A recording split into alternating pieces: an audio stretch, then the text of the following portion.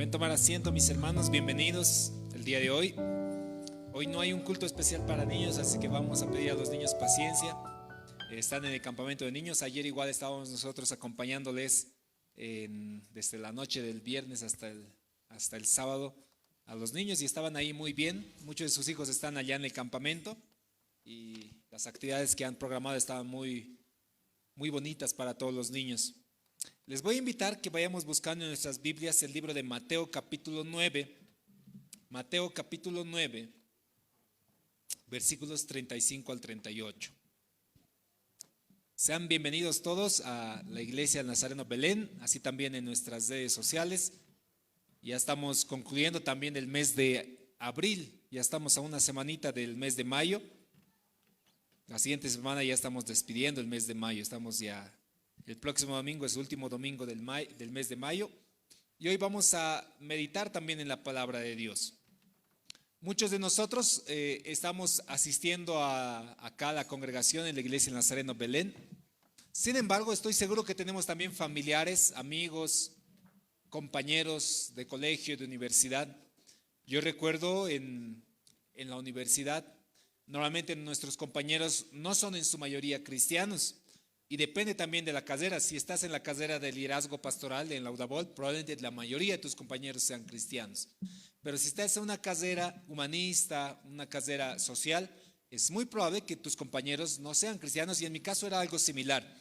Y yo recuerdo una ocasión muy especial donde teníamos que hacer trabajo de grupo, que a veces suele pasar, y tenía algún compañero cristiano y la mayoría no. Y cuando se enteró una de las compañeras que yo era cristiano, reaccionó de mala manera y dijo, no, yo no pienso hacer con ningún cristiano, los cristianos no me caen a mí. Y se salió del grupo, literalmente se salió del grupo. Obviamente hay muchas personas, familiares, amigos, hermanos, compañeros de trabajo, que pueden reaccionar así con el solo hecho de tal vez escuchar que una persona sea cristiana. Y esto va a variar, depende de diversas circunstancias. Puede ser incluso un demonio, ¿no?, que se manifiesta y diga, no, yo no quiero, como en alguna ocasión con el Señor Jesús, apártate de mí, Señor. Pero en esta ocasión no creo que haya sido un demonio. Probablemente haya sido una persona que haya sido lastimada, probablemente por alguna persona que se hacía llamar cristiano o cristiana. Y quién sabe, algunos de nosotros en alguna circunstancia nos hayan lastimado, o físicamente, o verbalmente, o con una actitud, o con alguna acción. Y quién sabe, en algún punto de nuestra historia éramos esa persona que decía, yo no quiero saber nada con los cristianos, no quiero saber nada con ningún hermano, son los peores. Probablemente, quién sabe, alguno de los que estemos aquí hasta tenga esa perspectiva del público cristiano. Y hoy quisiera meditar también al respecto. Como iglesia, ayer estábamos de visita y les compartí también a algunos de los hermanos una palabra. En la iglesia cristiana, por lo menos aquí en la iglesia del Nazareno Belén, yo puedo dar testimonio de que ninguno de nosotros, de los que estamos acá, es perfecto, ni en conducta, ni en pensamiento, ni en palabra, ni en acción. Es más, acá en Belén, la mayoría de nosotros renegamos, quién sabe, hablamos malas palabras, quién sabe, miramos mal, quién sabe, actuamos de mala manera, quién sabe, los domingos nos dormimos en media prédica. Estamos aquí terriblemente mal. Y es verdad, la mayoría de las iglesias tienen este tipo de personas. Nosotros somos parte también de este grupo de personas. Sin embargo, creo que algo nos puede diferenciar a cada uno de nosotros. Es creer que sinceramente podemos llegar a nuestro Padre Dios y confesar nuestros pecados. Y como dice la palabra de Dios, si confiesan sus pecados, Él es fiel y justo para perdonar nuestros pecados y quitarnos toda maldad. Y la vida cristiana es una vida de lucha también. No es una vida que constantemente nosotros, el día que hemos entrado por esa puerta, ese día todo realmente cambió en nosotros. Nos volvimos totalmente perfectos, totalmente buenos, totalmente mejor hablados, mejor comportamentados. En todo lo que hagamos éramos los mejores. Porque no era así. Yo recuerdo desde el año 2002 que me convertí, el año 1999 que ingresé a la iglesia, a la congregación cristiana donde esté, sufrí y padecí muchas transformaciones. digas, Señor, yo soy predicador, yo soy un obrero, yo soy misionero, yo soy evangelista, Señor, yo sé toda la Biblia. Yo creo que las palabras que más valora y más estima el Señor es cuando sus hijos se acercan y dicen delante del Señor: soy pecador, delante de ti me acerco, perdona mis pecados, cambia mi carácter, cambia mi manera de pensar, cambia lo que he aprendido, ayúdame, Señor, a reflexionar en la vida y a seguir tus pasos y tus caminos. Creo que esas palabras son las que más valora el Señor, y como iglesia, cuando nos comportemos de esa manera, estoy seguro que muchos, que aquellos que se sienten incómodos con los cristianos, van a empezar a valorar a un cristiano honesto, a un cristiano sincero y que sabe que también tiene errores. Pero cuando nosotros aparentamos pureza, perfección, que somos todos los buenos, estén seguros que vamos a seguir encontrándonos con personas que digan: yo no quiero saber nada con los cristianos, me salgo de este grupo, me salgo de esta familia, no quiero ir a esa actividad. Seamos la diferencia. En el libro de Mateo, capítulo 9, versículo 35, encontramos la historia de nuestro Señor Jesús, y dice de la siguiente manera: recorría Jesús todas las ciudades y las aldeas, enseñando en las sinagogas de ellos, y predicaba el evangelio del reino, sanando toda enfermedad, toda dolencia en el pueblo. Y al ver las multitudes, tuvo compasión de ellas, porque estaban desamparadas y dispersas, como ovejas que no tienen pastor. Esa debería ser la primera reacción de cualquier cristiano: ver las multitudes. Yo sé que tú tienes amigos, parientes, hermanos, familiares que aún no conocen de Cristo. ¿Cuál es tu afán día a día? Desde que despiertas mañana, lunes, que son semanas laborales, ¿cuál es el afán principal que tú tienes? Uy, no tengo que ahorrar, uy, no tengo que pagar la deuda, uy, no tengo que empezar a estudiar. ¿Cuál es el afán principal que tú tienes el día a día?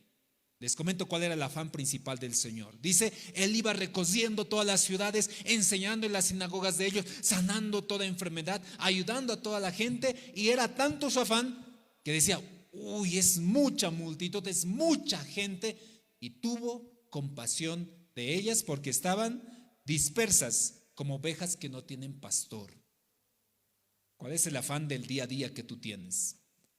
Creo que muchos de nosotros nos afanamos por el trabajo, por los negocios, por los ahorros, por la economía nacional, porque falta huevo, porque no hay venta, porque el negocio puede quebrar. Ese es el afán, con eso despertamos y con eso dormimos también.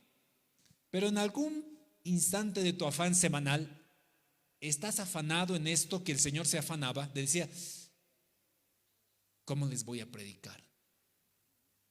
¿Cómo voy a llegar a mi esposo, a mis hijos, a mi hermano, a mi hermana, a mis clientes, a mis compradores, a mis estudiantes, a mis docentes? ¿Cómo les puedo enseñar? ¿Hay algún instante en la semana que tú empiezas a planificar y cranear? Así como estás planificando y craneando tu empresa, estás planificando tu vida académica, craneas unos instantes por lo menos para decir: a ver, pensaré, ¿cómo le voy a llegar a predicar a mi familia, a mis hijos, a mis hijas, a mi esposo, a mi esposa, a mis hermanos?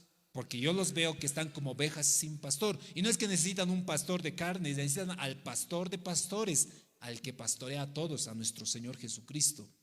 Necesitan de Él. Pero tú te afanas de esa manera. Hay un afán en el día donde te preocupas a tal grado de hasta poder enfermar, decir: ¿cómo les voy a predicar, Señor? Hasta de llorar, decir: ¿cómo, Señor? Dame una estrategia, dame una manera de poder llegar a la visión que tú tienes para la vida de ellos y para el ministerio que me has llamado. ¿Cuál es tu afán, mi hermano?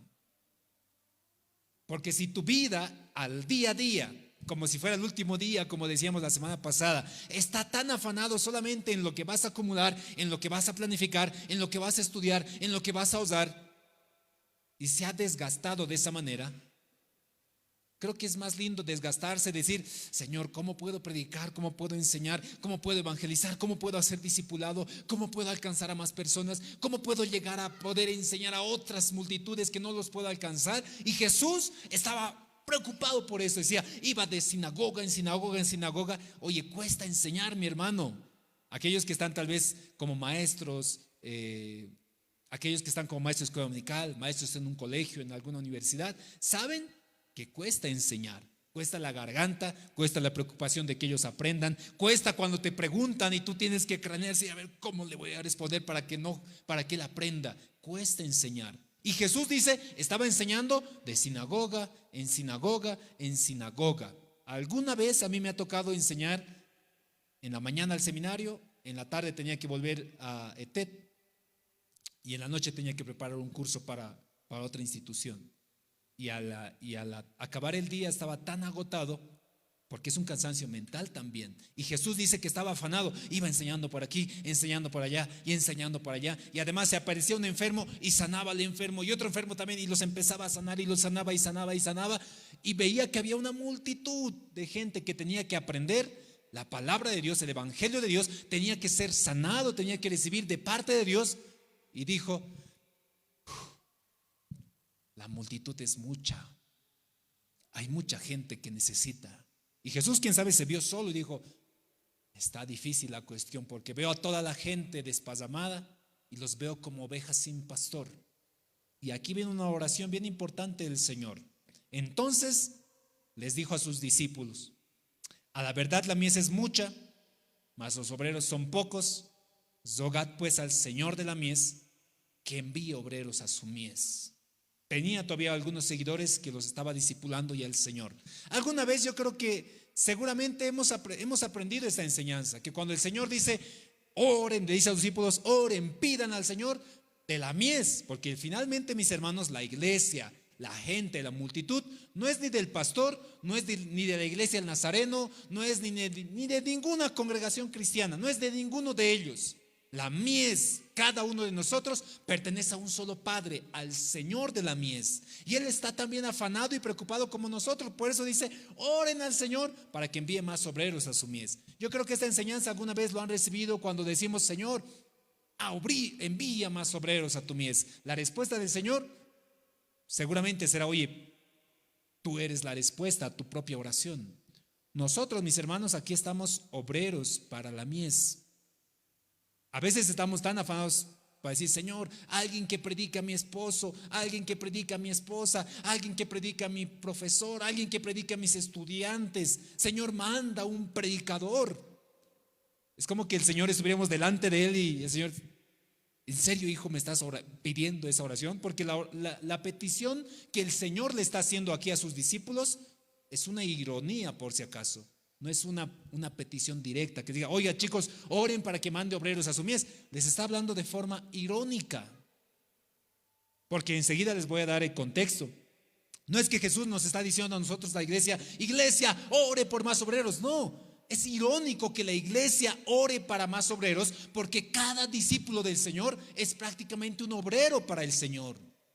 Si realmente somos discípulos de Él, si realmente lo has conocido a Él. Pero si no lo has conocido, eres parte más de la multitud, jamás va a haber esa necesidad de ver a la multitud con compasión. Lo que habló Jesús aquí fue una ironía, porque seguido dice, entonces llamando a sus 12 discípulos, les dio autoridad sobre los espíritus inmundos para que echen fuera, para sanar toda enfermedad, toda dolencia, y los nombres de los discípulos están ahí descritos. O sea que ya estaban ahí los obreros de la mies. No hay la necesidad de obreros, no hay la necesidad de orar por obreros dentro de la iglesia cristiana. Y no es porque no necesitamos obreros, claro que se necesita porque la mies es mucha y los obreros son pocos. Solamente que dentro de la iglesia los obreros no quieren levantarse. A veces por celos también. Por lo menos en esta iglesia creo que no tenemos celos de que alguien predique o enseñe o sepa más. Creo que estamos felices de que alguien predique, enseñe y sepa mucho más. Hay otras iglesias donde tal vez ya hay alguien que quiere predicar y lo bajones. No, aquí solo predican los de la familia pastoral. Yo estoy muy feliz que en nuestra iglesia se estén levantando predicadores, maestros que enseñan, que se están preparando, porque para eso vinimos, para eso el Señor nos ha llamado.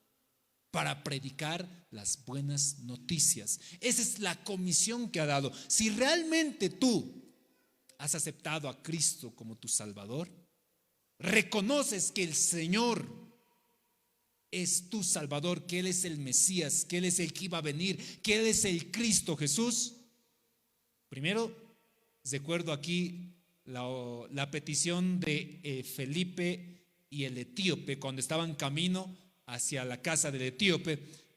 Y Felipe le predica las enseñanzas. El etíope estaba atento, dice: ay, no entiendo. Abrió las escrituras en Isaías y dice: no entiendo de quién habla. Felipe se le acerca y dice: oye, ¿de qué estás leyendo? Estoy leyendo estas escrituras que está hablando aquí de alguien que iba a ser sacrificado, pero no sé si el profeta habla de él mismo, habla de otra persona o de quién está hablando.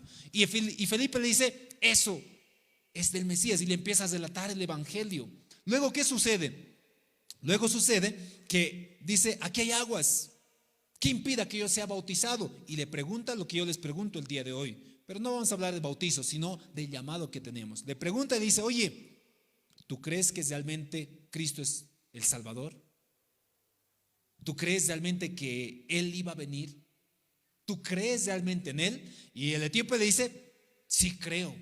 Entonces nada te impide bautizarte. Y se bautizó porque era obediente. Luego de eso, por si acaso, ahí desaparece la historia del etíope, ahí desaparece también la historia de Felipe, porque Felipe es transportado por el Espíritu Santo, es llevado a otro lugar. Pero dice la palabra de Dios que el etíope, el eunuco, se fue feliz en el camino.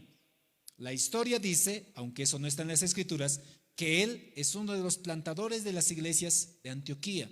Él empezó la predicación también en su lugar, porque vio la necesidad de la predicación. ¿Cuál es tu afán del día a día, mi hermano?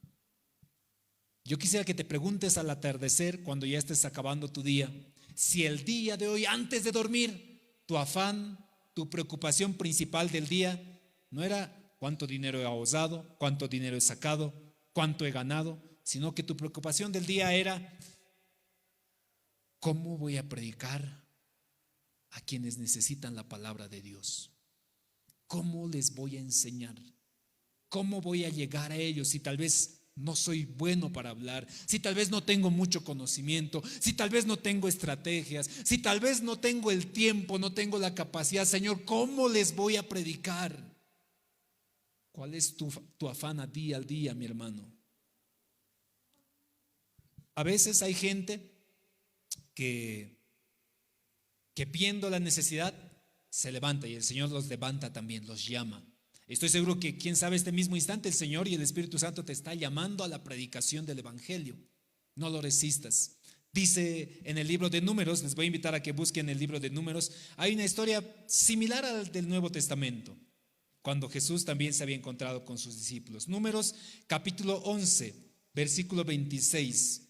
Números capítulo 11, se encuentra ahí la situación cuando Moisés era el único profeta de ese entonces que estaba guiando a Israel. Números 11, 26. Y dice: y habían quedado en el campamento dos varones llamados Eldad y el otro Medad. Dos varones habían quedado en el campamento, sobre los cuales también reposó el Espíritu. Qué lindo que el Espíritu repose en la vida de alguien. ¿Está reposando en tu vida, mi hermano? ¿Está el Espíritu en tu vida? Dice: y estaban estos entre los inscritos, pero no habían venido al tabernáculo, y profetizaron en el campamento. Y cosió un joven y dio aviso a Moisés y le dijo: Eldad y Medad profetizan en el campamento. Entonces respondió Josué, hijo de Nun, ayudante de Moisés, uno de sus jóvenes, y dijo: Señor mío, Moisés, impídelos. ¿Cómo van a hablar y van a profetizar? ¿Qué les pasa? ¿Con qué derecho van a enseñar en la iglesia? ¿Con qué derecho van a ir a predicar el evangelio? Más o menos sería en este tiempo. Moisés le respondió y le dijo: ¿tienes tú celos por mí? Ojalá todo el pueblo de Jehová fuese profeta, y que Jehová pusiera su espíritu sobre ellos. Y Moisés volvió al campamento, él y los ancianos de Israel, y vino un viento de Jehová y trajo codornices al mar y las dejó sobre el campamento, un día de camino a un lado y un día del camino al otro alrededor del campamento, y casi 2 codos sobre la faz de la tierra. Cosas maravillosas pasan cuando la iglesia profetiza. ¿Se recuerdan? En alguna ocasión también Jesús tenía ese mismo conflicto cuando estaban otros discípulos que no estaban andando con el Señor, y que estos estaban liberando espíritus, estaban haciendo obra del Señor. De pronto los discípulos se acercaron al Señor y le dijeron: Señor, hay dos que están dando, hay personas que están liberando espíritus en tu nombre. Les hemos dicho que dejen de hacer eso. ¿Con qué derecho? Ni siquiera están andando con nosotros. Y Jesús da aquí un principio bien importante de lo que es iglesia. Muy importante, mis hermanos. Porque iglesia no es una denominación. Iglesia no son las cuatro paredes en las cuales estamos. Iglesia trasciende más allá de cualquier denominación, trasciende más allá de cualquier lugar geográfico, situacional, en donde estemos. Y Jesús les dijo: si es que no están contra nosotros, son con nosotros. Así que no se lo impidan. Hoy hay muchas iglesias, hay muchos varones, hay muchas mujeres, hay muchos siervos y siervas del Señor, mucho más sagaces que cada uno de nosotros. Yo les veo con mucho amor cuando veo a alguien, a un anciano, quién sabe, en la ceja, encima del puente, en el reloj, ahí en la pasarela, que con los pocos conocimientos que tienen, ellos tratan de predicar el evangelio, porque han entendido algo. Lo mismo que Jesús había comprendido cuando llamó y delegó a sus discípulos: que la mies es mucha y los obreros son pocos, y yo tengo que ser parte también de esos obreros que van a predicar. Probablemente nosotros no todos seamos pastores, seguramente entre ustedes hay evangelistas, hay maestros, hay ministros que adoran, que alaban, hay personas que van a evangelizar, hay personas que van a hacer misiones, y la mies es mucha y los obreros son pocos. Y aquí le podemos añadir algo más: y el tiempo que tenemos también es poco. Yo a veces ya me veo cansado, no tengo las mismas energías que cuando predicaba a mis 21 años. Y solo ha pasado recién como 15 años. Y antes podía predicar en vigilias, y ahora ya no tanto. Antes podía predicar 3, 4 veces al día, y hoy a la segunda ya estoy queriendo desmayar. Probablemente tú dices: pastor, ya no tengo edad. Claro que sí, tú tienes el tiempo. Ve con los ojos que el Señor ve actualmente. Pon un instante y pídele al Señor: y el Señor, ayúdame a ver con los ojos que tú ves a toda la multitud. Ayúdame a ver con los ojos que tú ves a toda la iglesia, con los ojos que tú ves a los que necesitan, a mi familia. Y son unos ojos de compasión y de amor. Son los mismos ojos que hace 2000 años Jesús dijo: los veo con compasión, porque los veo como ovejas que no tienen pastor. Hoy, mis hermanos, tal vez ya estamos años todavía aquí aprendiendo. En Hebreos, el autor les declama y les dice: ustedes ya están tantos años dentro de la iglesia, algunos de ustedes ya deberían ser maestros inclusive, pero siguen esperando la leche espiritual. Mi hermano, no necesitas mucho conocimiento para predicar el evangelio. No necesariamente se quieres ir a un instituto, un seminario, para predicar y testificar de lo que Cristo ha hecho en tu vida. Lo único que necesitas es realmente creer que Cristo es el Señor y que te está llamando a predicar el evangelio. Deja de orar vanamente que alguien predique a mi esposa, que alguien predique a mi hijo, que alguien predique a mi familia, a mi profe, a mi amigo, a mi amiga. Tú tienes que predicar a tu familia. Y cada noche yo voy a orar para que en las noches el Señor te ponga un afán, una preocupación de cómo le voy a predicar. Yo estoy preocupado en estos meses. Desde el año pasado estoy muy preocupado de cómo predicar y hacer que toda mi familia se reúna y poder predicar el evangelio. Y sé que lo voy a conseguir. Que sea así tu afán, tu preocupación. Es decir, ¿cómo voy a conseguir? Señor, recursos necesito para ahí. Y que el Señor te va a dar los recursos a la visión que tú tienes. Eso se llama provisión de parte del Señor. Sé que no somos todo conocimiento, mis hermanos. Sé que a veces nos falta estrategia, nos falta metodología, quién sabe, nos falta teología, nos falta hermenéutica, nos faltan muchas materias de seminario. Pero los discípulos han predicado de la misma manera y el Espíritu Santo los fue capacitando. Y en el proceso te aseguro que el Señor te va a seguir enseñando. ¿Cómo estás mirando a la multitud. Y aquellas personas que tal vez hoy por hoy te dicen: yo no quiero saber nada con los cristianos. Sé tú también un cristiano diferente, mi hermano, mi hermana. Sé la diferencia. Reconoce honestamente lo que el Señor tenga que transformar en tu vida. Esas son las palabras más hermosas que el Señor va a escuchar de ti. Hoy quisiera orar. Oremos, mis hermanos, para que el Señor levante en ti obrero, obrera. El Señor no hace distinción ni de edad, ni de género, ni de antigüedad. No te va a decir: no, hijo, a ti te falta, tienes que ser 10 años en la iglesia para enseñar. Hay iglesias que así lo hacen. El Señor no lo hace. No, el Señor no te va a decir: no, aquí las mujeres no enseñan. No, aquí tampoco. Seas tu mujer, seas tu varón, seas tú un adolescente, un niño que está empezando, un joven que recién ha conocido al Señor y tiene esa pasión de poder predicar el evangelio. Seas tú un adulto que ya está años y que ahora recién está escuchando el llamado de Dios para salir y predicar el evangelio, para afanarse como el Señor se afanaba, sinagoga tras sinagoga tras sinagoga, y sanar y sanar y sanar y sanar, y ver la multitud y decir: estoy cansado, Señor, porque la mies es mucha y los obreros están siendo pocos. Levanta, Señor, más obreros en tu mies. Requerimos, mis hermanos, aquí en Belén, porque solo la junta no va a poder. Solo el presidente de jóvenes con el pequeño concilio tampoco va a poder. Pero si todos de los 100 más o menos que participamos, 50, ni siquiera 50, 25, realmente consideren el responder al llamado de Dios y ver con ojos compasivos a aquellos que aún no conocen al Señor, les aseguro que el reino de Dios va a seguir extendiéndose. Yo sé que tú tienes familiares que aún no conocen de Cristo.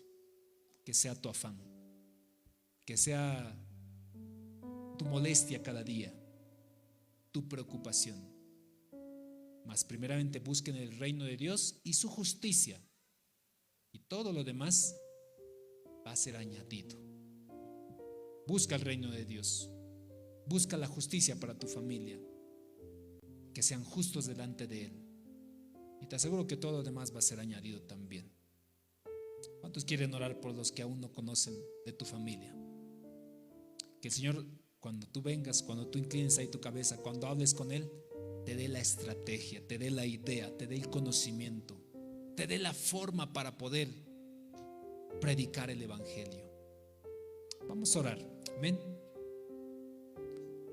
Te pido que puedas inclinar ahí tu cabeza. Hoy vamos a orar y vamos a responder al llamado que ese día Jesús hizo. La mies es mucha, los obreros son pocos. Pidamos al Señor que nos hable al corazón, que nos hable al entendimiento, que nos hable a nuestras vidas para responder al llamado de la mies. El Señor nos ha dado a cada uno de nosotros diferentes dones. Yo sé que entre ustedes hay quienes tienen don de sanidad, quienes tienen don de predicar la palabra, quienes tienen el don de enseñar, quienes tienen el don de evangelizar, el don de hacer misiones. Tú tienes el don que el Señor te ha regalado. Hoy el Espíritu Santo está repartiendo dones a cada uno de nosotros. Gracias, Padre mío, gracias, Señor. La mies es mucha y los obreros son pocos. Necesitamos, Señor, que tú hables a nuestros corazones, hables a nuestros pensamientos, nos hables en los sueños, nos hables a través de prédicas, nos hables de diferentes maneras, Señor, porque somos muchas veces tan duros de corazón que a una sola palabra no podemos entender, Padre, que a una sola palabra no podemos comprender el llamado que tú nos estás haciendo.